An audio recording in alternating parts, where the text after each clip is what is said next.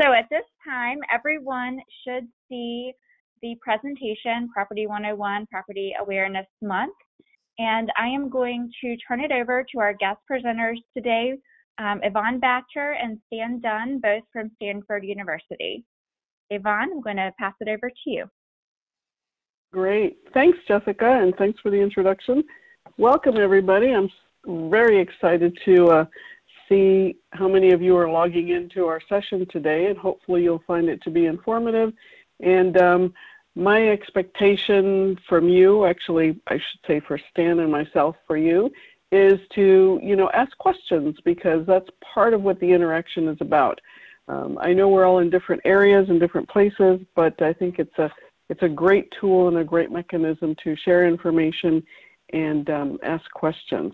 So today we're going to take what I would call a concise kind of 360 look at property management and what we do.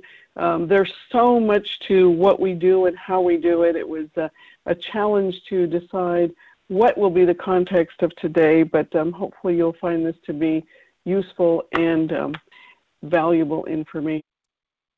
Why don't you try... Aha, there we go. I got it. Okay. Yeah, okay. Now it's working. Okay, wonderful. Okay, so the first question was touched on a little bit by the poll, and I think Jessica read off the numbers that about a third of you on the line refer to what we do as asset management. About 2/3 represent the group that we call ourselves property managers. The main thing here is that we're known by many different titles. We're known by many different functions. Our responsibilities are split depending on our organizational structure, our skill set, the needs of our business, maybe the program requirements if we work in a contract or a more secure environment in terms of programs. So the list can vary significantly from place to place. Excuse me. The main thing is really understanding and having a clear vision of what we do within our particular given organizations. And it is really both an art and a science. And Stan, what is your opinion on it being an art or a science? Well, the science is basically the nuts and bolts of doing the work, getting the records created, understanding where your property is, running reports. The art comes in when you are developing new policies and procedures, when you are dealing with an auditor, or when you've got something unusual hitting the fan that you have to sort of tease apart and figure out what the best approach is for handling it, either from a procurement standpoint or a record-keeping standpoint or a disposition standpoint. That would be absolutely, totally true. And I would say it's an art also from the perspective of our ability to interpret and apply rules and regulations and policy, because as we well know, it really depends and it's very circumstantial. It's an art in our ability to provide customer service. That's the human interaction portion. And the communication and the science, as Stan mentioned, is more along the lines of the policies, the metrics, all of that type of activity. So it really boils down to how does it work within our organization, and knowing, essentially identifying or defining what our identity is within our particular organization. So in looking at... With that in mind, I like your little challenge in the corner. Have an elevator description of what you do ready to go. A lot of times that's something that you might want to just memorize a 30-second spiel on what is property management, because we're a very unknown niche in the industry. And the interesting thing, I think, with that, Stan, is that oftentimes we describe ourselves as what we're not. I find myself doing this occasionally, saying, we're asset management or property management, not land and real estate, and then we leave it at that. So looking at being descriptive in what we do as opposed to being exclusionary to what we're not. it sets a different tone. It sends a different message in terms of how confident in our personal pride in what we do for our profession. So property management is a core system process. There's a lot of different processes within each organization. There's the human resources systems. There's, of course, the financial systems. There's other infrastructure processes and systems that are essential to making any business operation work. For property management, yes, we are a core element. We are an interrelated and interdependent function within our organization, meaning that, you know, we have a lot of handoff points, and there's a lot of, I don't want to say necessarily overlap, but there's a lot of very key areas where we need to have seamless handoffs in terms of operation. We need to be able to ensure that our business processes and outcomes, which we'll talk about in a few minutes, really happen seamlessly and in a way that provides uninterrupted service to the customer. We really want to enable adequate controls, those key words under that third bullet there: control, use, preservation, protection, maintenance, ongoing use within the life of an asset to maximize it as much as we really can. And all of that really kind of leads to the bottom line question is really, could you even imagine doing our jobs without property? And I don't mean property as a system. I mean, in this case, property as tools and equipment and resources. Especially with so much reliance on technology, we have to have the stuff, the hardware, the goods, if you will, enabled to do our jobs. And that leads us to other things within the system, not only the policies, procedures, but the accountability, the stewardship, and ultimately the cost effectiveness within what we do and how we do it. Think of yourselves as really a piece of a puzzle, working in a variety of business environments. And by business environments, we're looking at how is your organization structured? What type of business are you? What type of service do you provide? Are you a federal agency? Are you domestic or international, or maybe both? More and more organizations, I know in our case specifically at Stanford, there's a lot of expansion with international sites. They're not necessarily full-blown campuses, but they're going to have touch points in many different countries, and that brings a whole different flavor to what we're doing, given the variety of rules and laws and compliance requirements that then come into play that we didn't even think about from an accounting perspective, useful lives, depreciation, disposition, etc. So our business environments, I think, are becoming more complex, offering us opportunity to learn more and more and really expand our skills. It's also going to affect what type of contractual agreements we have, depending on where we are, what type of organization, whether we're public or private, large or small, etc. I would say that one very important thing is to have as a goal here is, regardless of what type of environment we're in, is to aim to have a single consolidated property management system. If you're managing multiple systems, that adds to the complexity. It adds to the potential for things falling through the gap and being handled in an inconsistent manner. And that's one thing from an audit standpoint that they really look at is, what's the consistency, what's the process within whatever business environment we have to work on. So in looking at business environment, taking that kind of a layer deeper, I like to look at this in terms of kind of two different types of asset management. One purely from a hardware standpoint. This is the stuff that's managed, right? This is the equipment, the hardware, the tools, the supplies, the facilities, etc. And really what we're looking at there is to ensure that our process maximizes, one, availability, because if we don't have it available for use, really it's not doing us any good. and increasing reliability, meaning the longevity in which that asset is available to function at full capacity.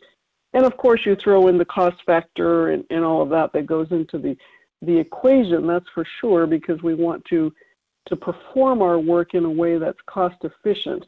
But underlying all of that too is having the information about all that hardware to make good decisions, to reduce risk in order to be sure that our business is compliant and continuing to be operational, and to really get the most that we possibly can out of those specific assets. It's really how we do things, and it will include not only the equipment, but the policies, procedures, data analysis, etc., about those particular types of assets. Taking it then on the flip side of that is looking at the human factor. More and more I see, as I see automation, or I would say as we in general see automation, technology, more cloud computing, more innovation, if you will, from an electronic systems perspective. Sometimes the human factor tends to take a back seat to what we're doing, and really insight, creativity, adaptability, all of those things are very difficult to automate, if at all, because you really get into the interpretation, you really get into the whole genre of it depends, right? And that's kind of one of the themes in terms of a lot of different things we do. And so much technology is overarching, but always keeping that human factor, knowing what we do, doing a job task analysis. In other words, what does it take to do a job? What skills, what tools, what resources, what interactions, who needs to interact with whom, really building on what I would call the soft skills.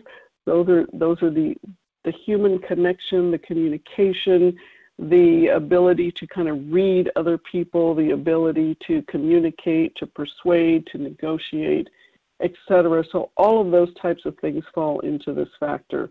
One that kind of crosses the line, I think, between maybe the hardware and human capital version of it is really workplace configuration, where we work. In this day and age, I guess using technology, we can work anywhere in the world, right? As long as we have internet access.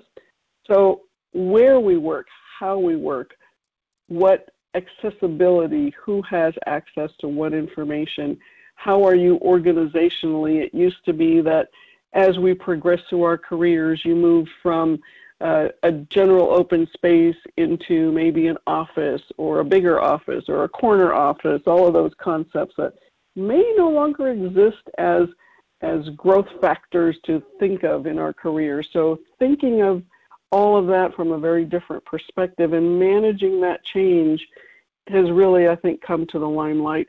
And the bottom line there, I would say, is that last bullet is demonstrating agility, being flexible, and being resilient. Can we change? Are we willing to change? How quickly can we adapt to change? How quickly can we bounce back if a situation that we think would work didn't? And to keep things going and keep things positive. Stan, do you have anything to add to that? Well, only that property management really can only be effective through the actions of the people involved. And I believe we'll be chatting a little bit more about personal accountability, but from a management perspective, getting others to perform activities on your behalf is definitely a skill in the soft skills that you want to cultivate. There are so many nuances. You said it depends. That's anybody that knows Doug Getz, for example, knows that is a key phrase in the world of property management. You would think things are black and white, but they're not. There's a lot of gray area.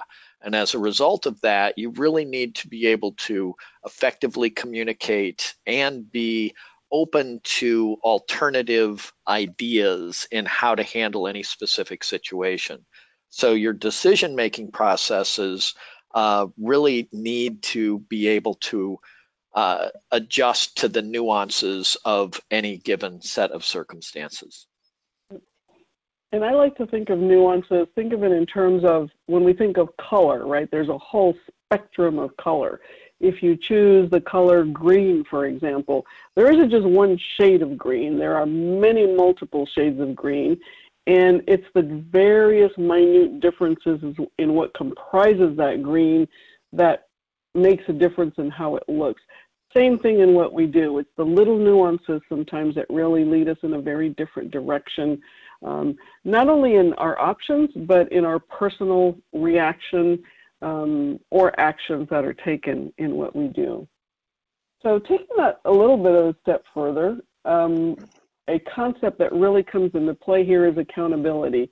This is one I think that a lot of organizations struggle with quite a bit of the time, because you may say there is accountability, but it's not necessarily consistently fostered or enabled. And I think one of the toughest points is, how do you enforce accountability? And that's one of the big challenges, I think, from a property management standpoint, because we're out there against so many other competing priorities and competing tasks, property professionals, if you will. Oftentimes, that's not our only job. It may be part of what I would call collateral duty, and it may be a smaller percentage in the overall picture of what we do. And for those that we interact with, it may be the same thing. So really establishing that sense of accountability, having clear roles, being a leader, having a non-punitive environment as much as possible. Yes, there are consequences in some cases, but there's usually a way to get something done. That's one fantastic thing I think about property management, is there's very seldom is there only one path to get to where you need to be. So understanding those nuances and having the integrity and the consistency in how you do things really is going to make a difference. And promoting that accountability, a big factor being having clear roles and definition of responsibilities. And the term leadership comes into play here. Oftentimes we think of a leadership role as a director, a manager, a VP. Anybody at the organization at any level can take a leadership role. Being assertive, understanding your role, understanding how you can promote, thinking a little bit out of the box, stretching your skills into an area that maybe you're not that familiar with, but you're willing to take a little bit of risk. All of that falls into play in terms of us and our growth as property professionals. So looking briefly at the overall structure of property management within an organization, it's going to vary depending on, you could be a small, what I call a mom and pop operation, small business. You could be a multi-billion-dollar corporation. There's really three basic parameters, I would say, that really all of what we do operates and churns within those three parameters. One, compliance, whatever it is we need to comply with to whatever degree. How much risk is your organization willing to take? Do you have options of taking any risks? Risk mitigation, what do you have in place to minimize the risk exposure within your organization? And from a property management, risk exposure may mean following health and safety requirements, securing your assets, making sure the expenditures happen correctly and appropriately, having secure access in given areas. All of that then is the underlying theme to that is proper stewardship. How are you managing? How are you handling? Who's keeping track of what's where? Making sure that it happens and it supports your business operation, but yet still supports those other two facets of it, and that's compliance and risk management. So it's going to vary. I think our responsibility is really a lot about being proactive, being assertive, understanding our people, our system, our procedures, what are our compliance requirements, and really staying current with things. Not assuming that just because something has happened a certain way for a long period of time, is still the best way to do things. I think with the opening up of more use of standards and best practices can be wide open. It really gives us a lot more latitude, but with that comes a responsibility of knowing that what you're doing still falls within that risk mitigation, stewardship, compliance triangle, if you will. So taking that then, let's look at kind of the overall system, and I think Stan is going to talk this. Yeah, because basically every person involved in every piece of the life cycle has a bit of a say in what they're viewing. And as Yvonne mentioned, a business can be very small, a one-man show. They're doing all of those different facets of property management. It's just as an individual, they know exactly what property they've got. They know exactly when it needs to be replaced. They know exactly when it needs to be maintained. They're on top of everything. The larger the organization, the more specialized each one of those facets becomes.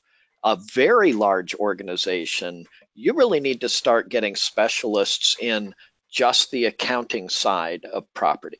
You need specialists on just the fleet management and maintenance side of property. You need specialists in the procurement and acquisition of property. So these core business pieces, as you flow through a property life cycle, you've got your acquisition steps, and that includes anything from pre-purchasing. You might need to do pre-purchase screening. You might need to make lease versus buy decisions. There's a number of things that go into the acquisition, or different types of acquisition. You may have donations occurring. You may have transfers coming in. You may have government furnished property coming to you. So any of these kinds of types of acquisition, there's a little bit of speciality involved. And so you really need knowledgeable people in those roles that have property understanding so that they can be making the correct decisions on how to handle any given transaction. That continues into the utilization phase of assets. You're going to be tracking it, you're going to be identifying it, tagging it, recording it, monitoring where it is, performing physical inventory on it, all of the different phases of its use. Perhaps it needs to go out for repair. Maybe it's going to have to go into storage for a period of time.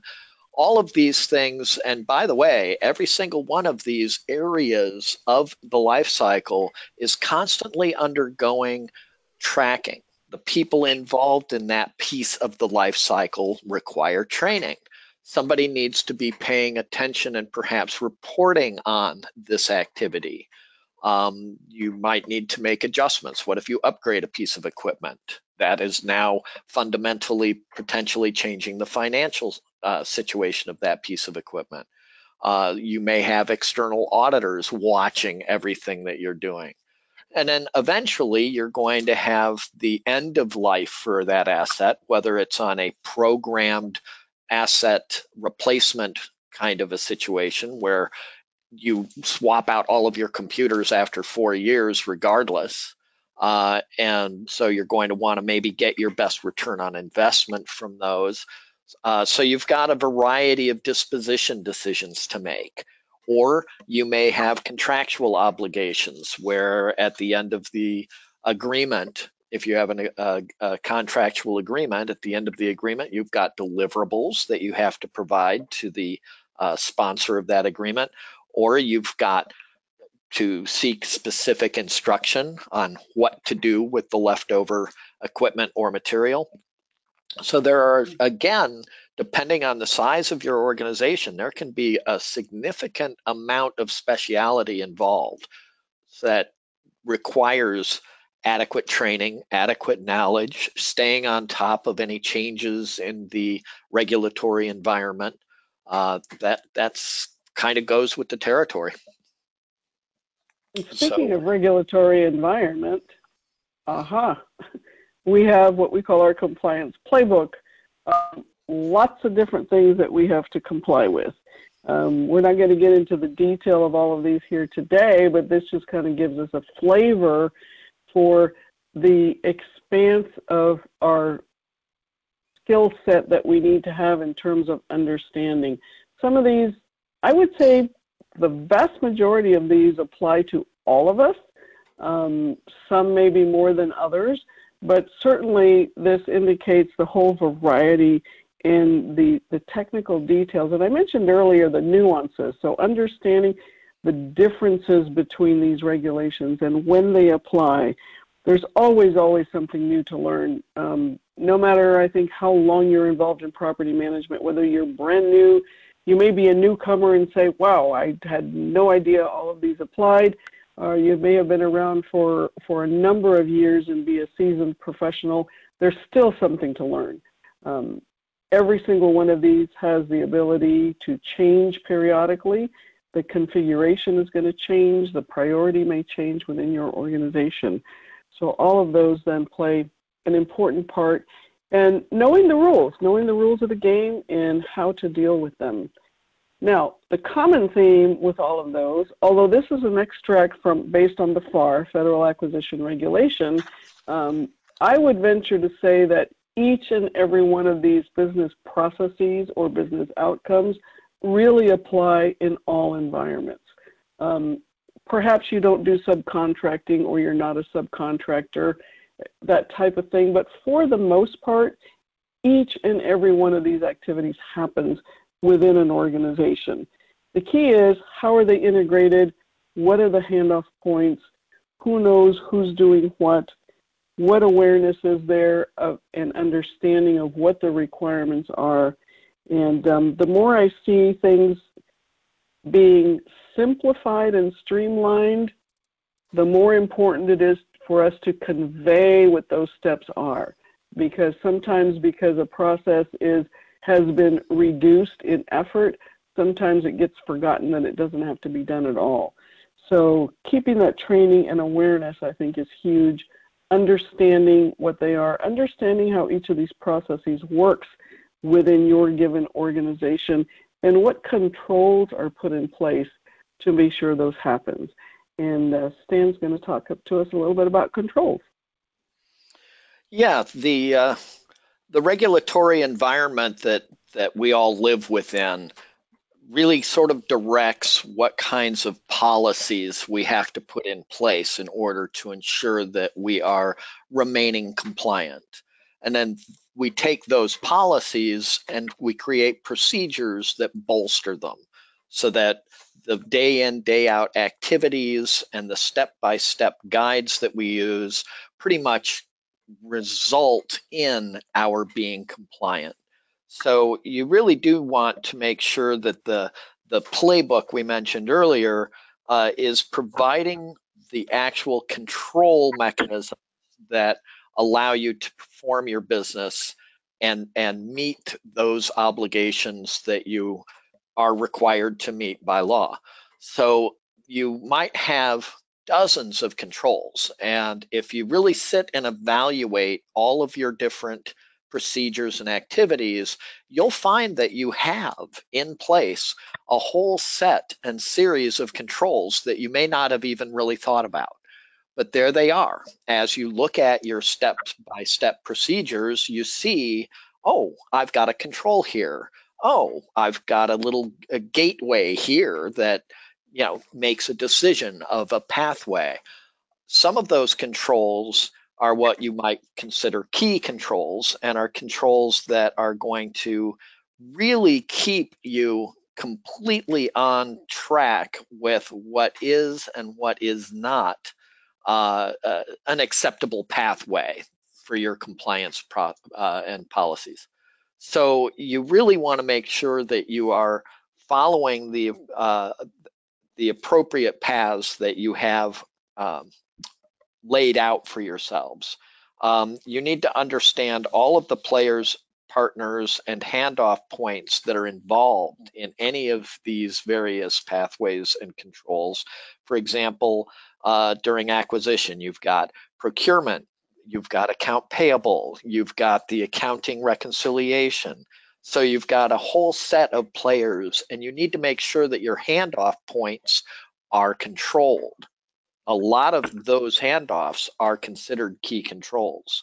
Likewise, at disposition, you're going to have surplus, you're going to have the financial retirement of assets, you're going to have potentially environmental hazard controls. So again, you've got to make sure that all of the players are identified and the handoff points are also being appropriately followed and documented.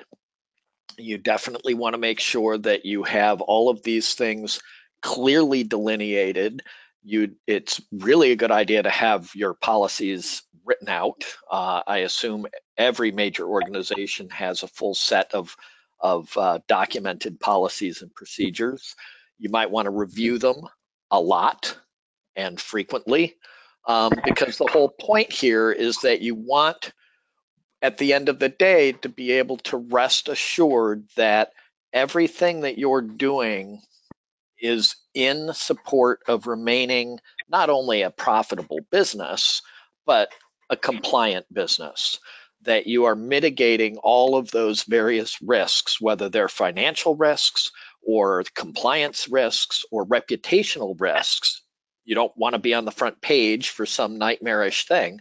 So you want to make sure that all of your various types of risks are being mediated and that you're able to operate smoothly, efficiently, and that everybody is on the same page. And for key controls, I would also characterize those as non-negotiables. In other words, they have to happen within your system, and they have to happen consistently and accurately. Yes, the absence of a key control or lack of following that key control could derail your entire process. That would be a gap that things can fall through that would cause you to fail an audit almost immediately. So yes, key controls are called key for a reason. Let's look at a couple of areas briefly that should be areas of key control. Acquisition, because without acquisition, you don't have property to manage. But there's a lot that goes into this in terms of the funding, the accounting for the funding, how it's tracked, how it's appropriated, what methodologies are used if there is multiple sources of funding, how is it attributed to a particular funding award, what is the color of money, so to speak, so you know who has title. It is going to affect ownership. It's going to drive what options you have in terms of how you handle that asset throughout its life. The essential things here are to be sure you have proper and consistent coding of those transactions so that eventually you can report and be sure that your records are accurate and you're handling it appropriately throughout its entire business life. And looking briefly at methods of acquisition, it's not just purchasing. There's a lot of different ways that assets come into our organization, and this slide just serves to depict what those various options may be. Each one may drive a totally different process and have different people involved, have different implications in terms of compliance, but understanding that there's many ways items can come into your premises and onto your records, or should be on your records, is something to really keep in mind. And speaking of records, first bullet point is true. They are the heart of your property system. You really do need to be able to maintain good, healthy, full, complete property records.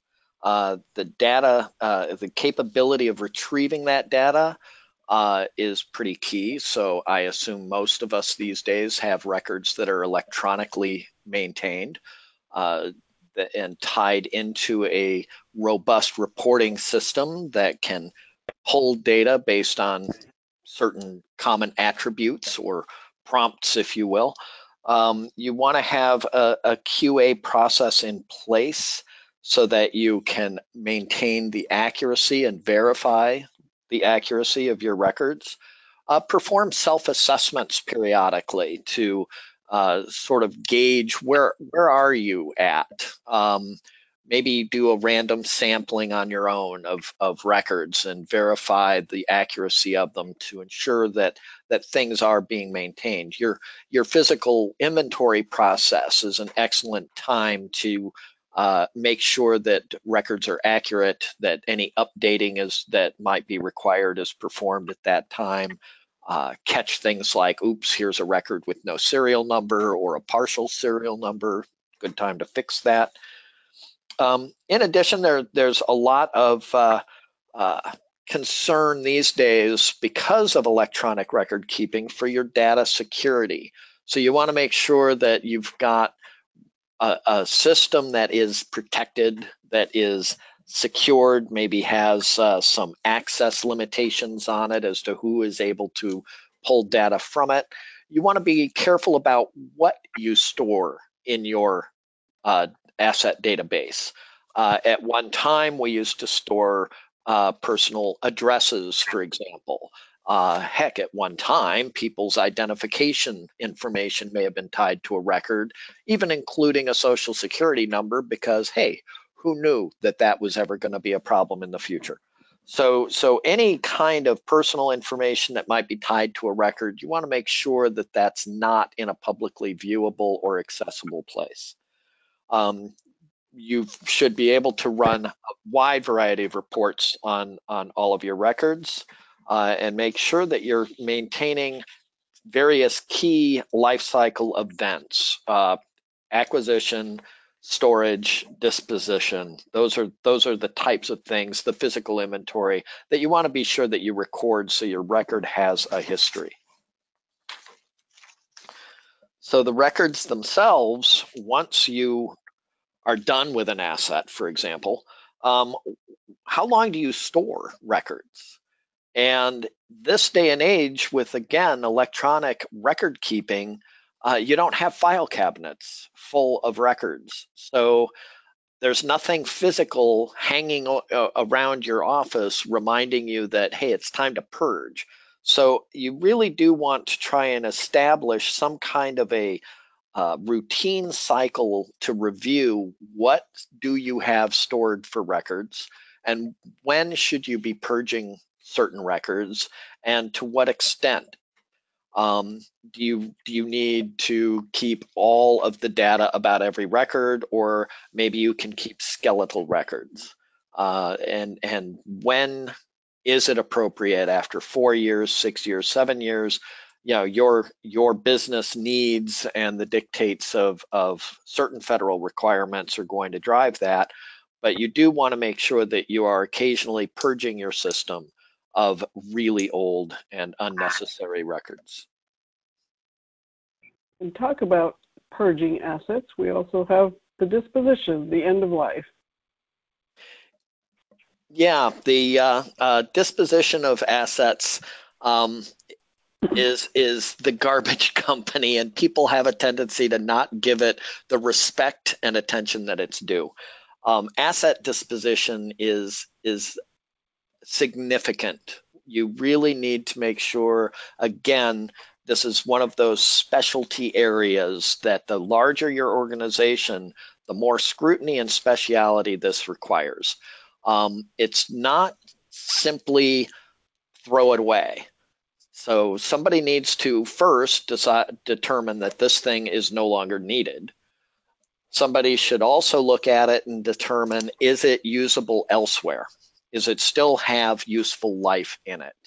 If nobody else needs it, but it does still have useful life in it, maybe it's time to think about selling it. Perhaps you can get some return on investment from that asset. Maybe it can be transferred to another organization that could use it. So you've got the options of donating it. All of those things fail. The thing is, clearly just broken or obsolete to the point of being useless. Then you have to look into selling it for scrap or recycling the material or coming up with some other environmentally sound means of disposal. And then ultimately, you need to deal with the financial side. If this was a capital asset, you need to remove it from your books. So you need to do the retirement. If it was something that had not fully depreciated and you either sold it or disposed of it as scrap, then you have some kind of financial adjustment to make in your accounting.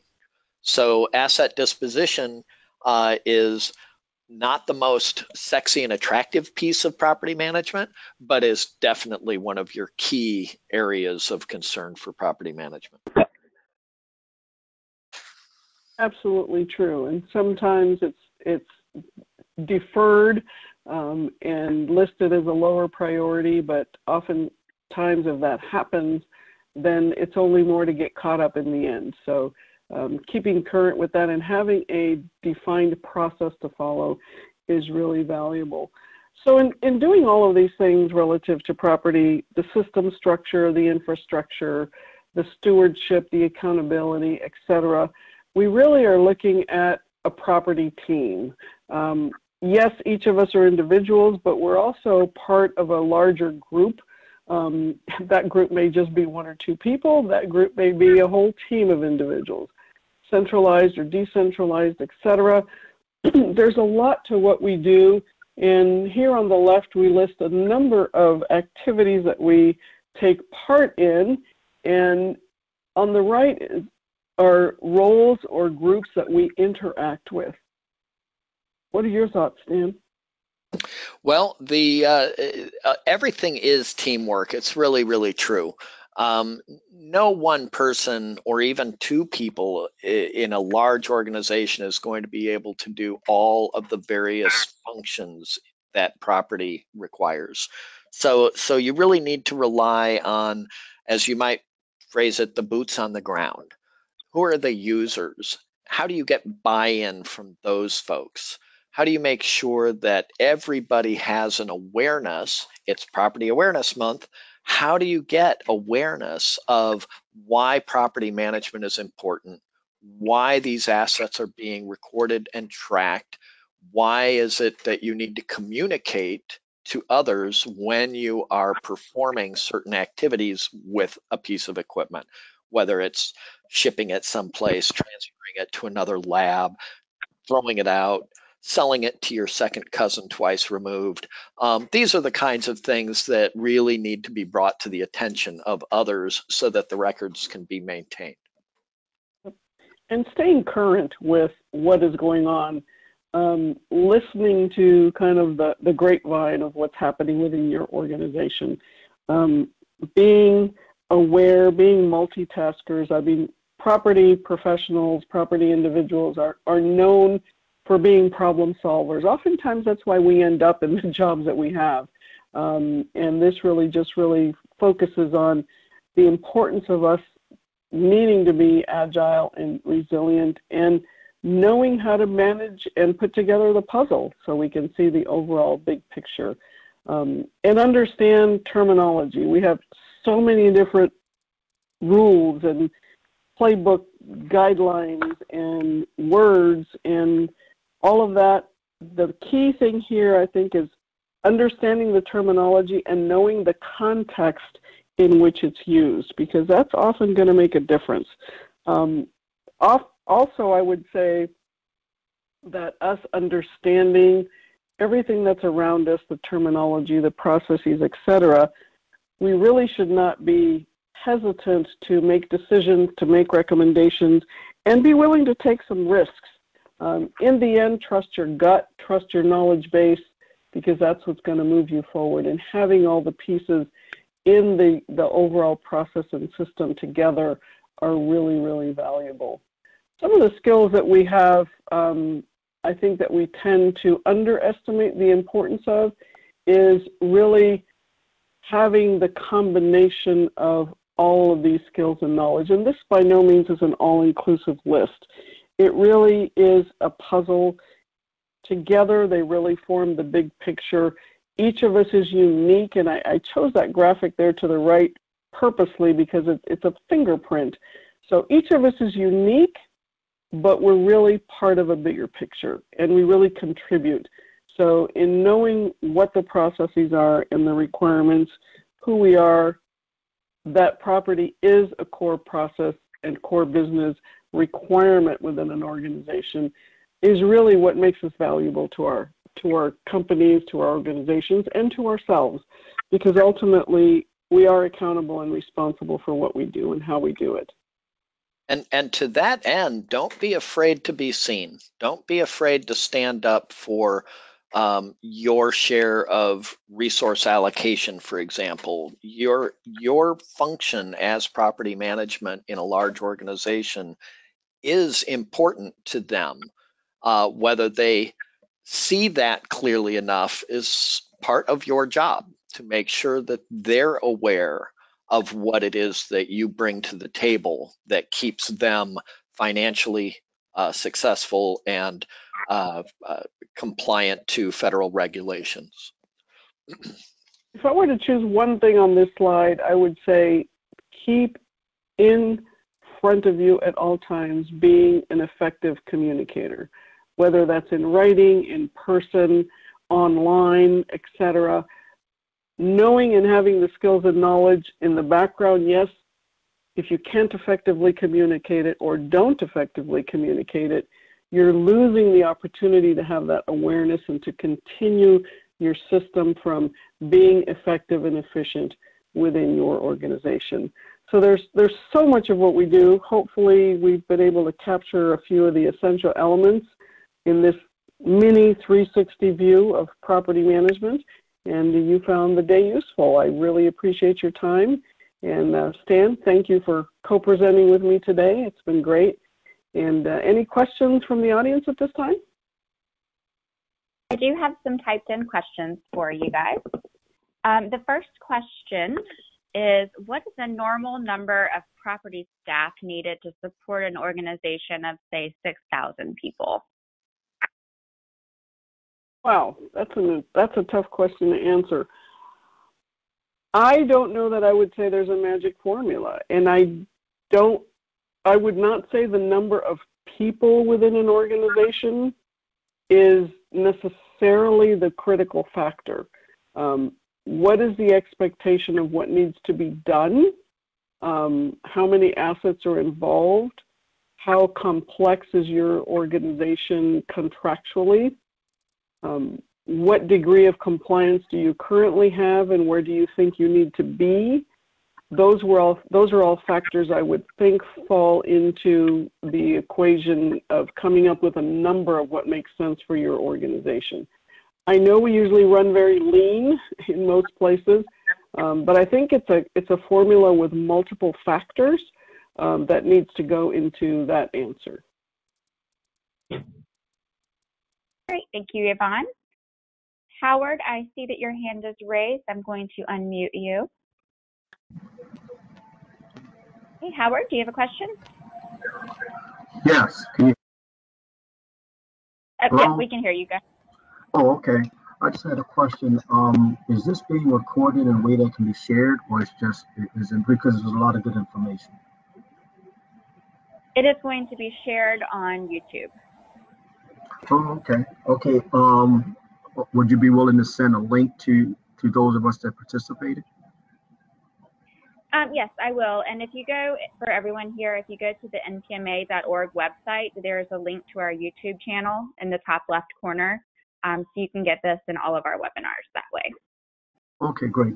I'm a new member to the organization, and this is very timely. I mean, a lot of it is what I'm familiar with because I've been in the industry, or I've been a property manager for close to 20 years.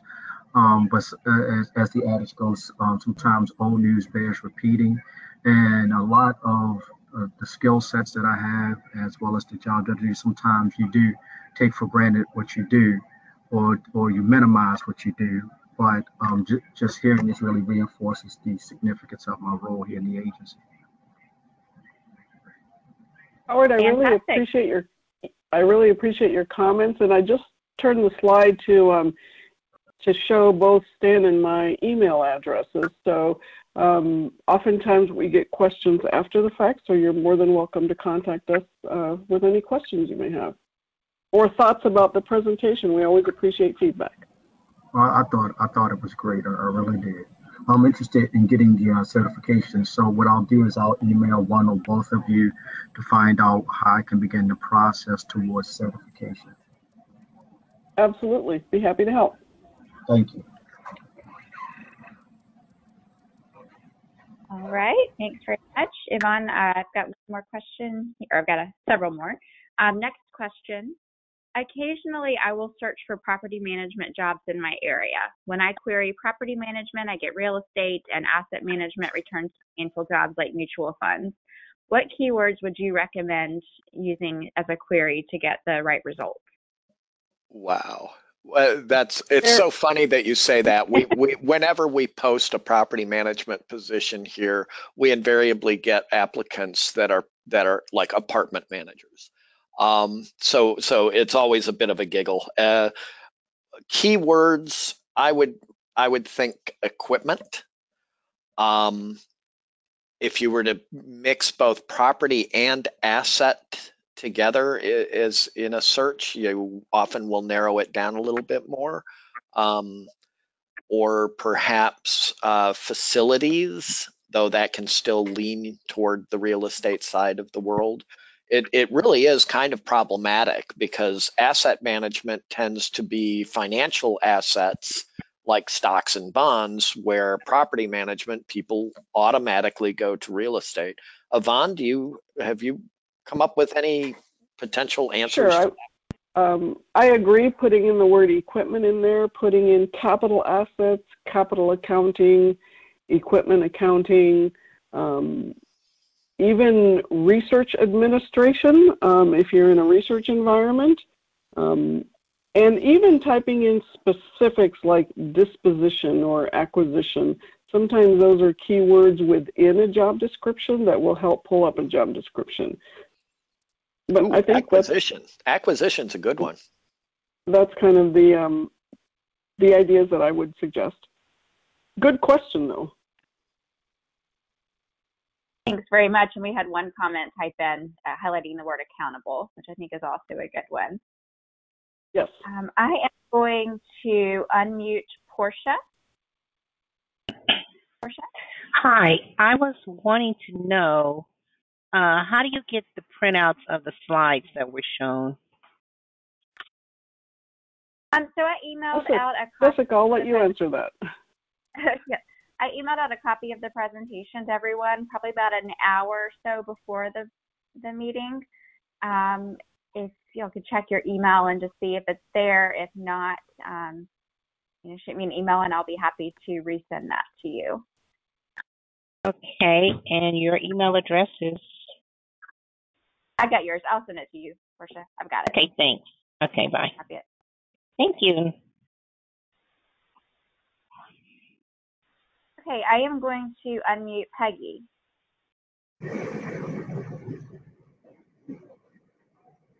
Peggy, do you have a question? Okay, I'm going to move on to Tanya. Tanya, do you have a question? Yeah, my coworker does. Hold on 1 second. Go ahead, Ken. Can you hear me? Yes. Okay. Earlier in the presentation, you mentioned really much at the outset that the best thing to have would be one system that manages all these life cycles. My question to you is, do you have a one system method? What's that system called? We do have a single system.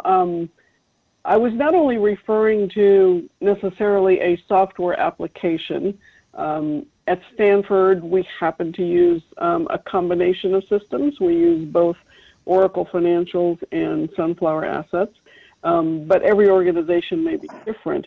The key element here is one, and when I say system, I mean the overall big picture. One process, one records repository, one set of policies.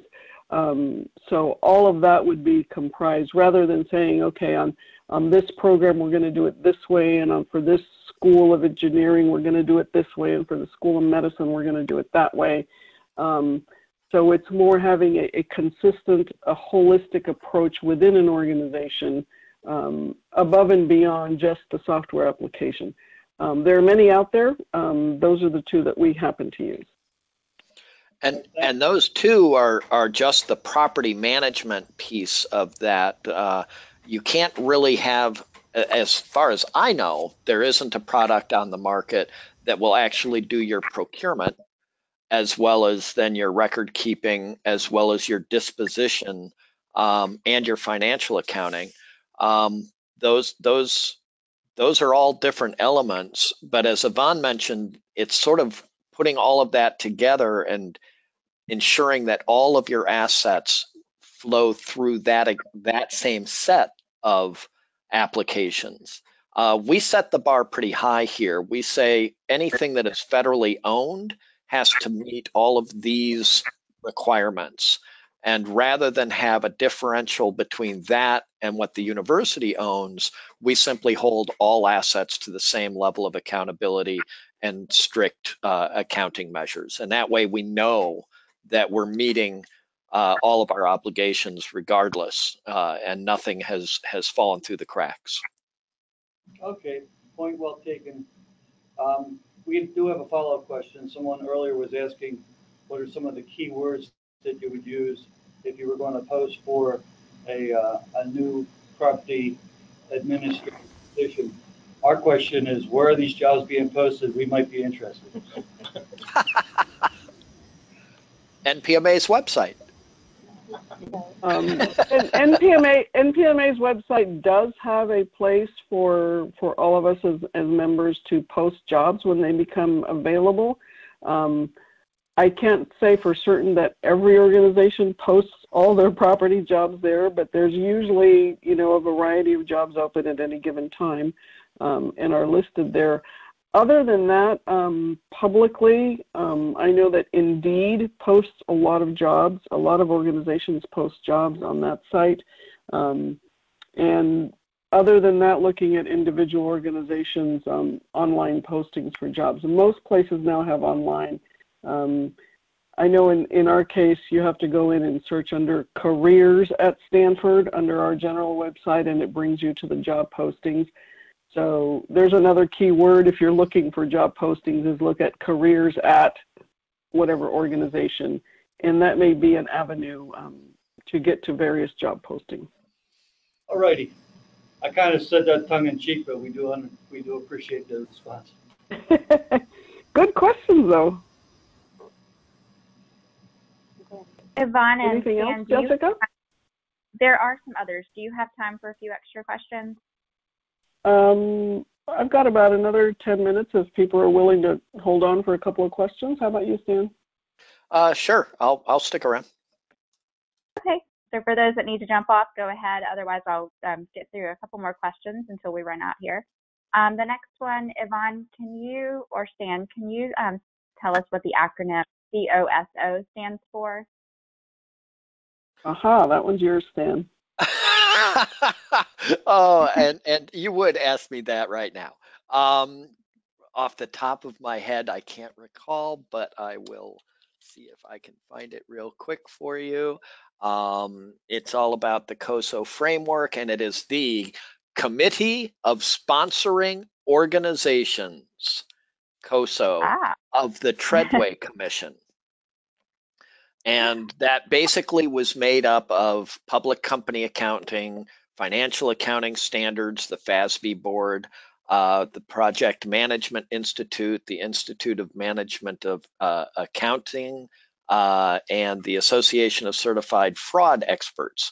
So these folks basically got together and came up with a guideline, a framework of what kinds of controls do organizations need to put in place in order to meet various risk mitigation outcomes. How's that? That sounds wonderful. I would also equate that. I would also equate that to kind of the ISO structure in terms of there's a defined framework, a defined format in which to describe and define key controls within an organization. What's the control? What's its purpose? What's its regulatory background? Who's responsible for it? How is it documented? That type of thing. But more and more organizations are going to using this COSO framework in terms of how they structure their internal documenting of key controls. If for no other reason, I highly recommend you look into it, because it can be incredibly eye-opening if you really scrutinize your own organization's activities and look into whether or not you've got any gaps in your control system. When we did that here, it was very eye-opening, and we immediately identified gaps that we never would have thought of before. So it's really a worthwhile endeavor. It's going to be a bigger question for you guys. What do you see the future of property management, or what do you see as the future for property management? Wow. Yvonne, I'll defer to you for that. What do I see as the future of property management? One, I don't think it's ever going to go away. That's for certain, because no matter what we do, I don't care whether we do it in the cloud or, you know, on the back nine of a golf course or in a facility warehouse, something, some stuff, some process is always going to need to be managed. I see it as we need to be more innovative. We need to be willing to change how we do what we do. What we do, I don't know that really will substantially change, because you're always going to acquire, use, dispose of assets. Those three fundamentals are always going to be there. You're always going to have to account for your assets and report, whether it's on financial statements or sponsor reports. So what we do isn't so much what drives. I think the future is going to be more in how we do it. What skill sets, what tools we use, how we do it, how we analyze the risk that's associated with what we do. I think it puts more and more of a challenge on us to be sharp, and to stay really current, and to not be afraid to try things in a different way. But I would definitely say property management is not anything going away anytime in the foreseeable future. I think it's just getting more and more challenging and more interesting because of that. I totally agree. Property management is clearly here to stay. And from what I've seen in the past decade or so, it is becoming increasingly more complex. There are a lot more questions as research and development, especially in some of the bioengineering fields. There are things that cross the line between materials and property. And being a professional property manager, you need to stay ahead of that curve so that you know what financial attributes are helping drive these decisions, as well as what physical attributes drive these decisions. It really is getting complex. Yeah, the globalization of many organizations, I think, is throwing a whole different light on what we do. Having recently sat in, I think it was, Stan, like literally a 3-hour session on some of our global initiatives, and just on the property issues, how we account for them, what happens in each country, what happens between the countries, what happens if, you know, where the funding comes from. So many more new aspects, more than just us dealing at the local level. So sorry that was not a short answer, but I don't think there is a short answer to that one. I think it's a very complex and interesting and challenging opportunity. Thanks very much. We'll try to squeeze this last one in if we can answer it quickly. If we are supporting property on a DoD contract, is there a software solution that the DoD may commonly use or recommend? I'm not sure if y'all have the answer to this or not. What do you mean, I don't know that solution? A particular software application? A software solution. I don't know that DoD would necessarily endorse any one software solution. What they're looking at is, can you manage those stated outcomes without posing undue risk to the government. That's what they're really looking at. And I don't think they would ever endorse any one application over another. You really just want to make sure that you're addressing the key elements of property management as Right. outlined, for example, in the FAR or in the DFARS supplement. Thanks very much. All right, guys, I think we got through most of the questions. I know there's a couple of hands we weren't able to get to, so apologize we couldn't get all of them answered, but thanks for keeping Feel free to email. Exactly. Yes, feel free to email Yvonne or Stan. They'll be happy to help you out. Any closing thoughts for you guys? I would just say thank you so much for your attention. It was a privilege to share some information with you today.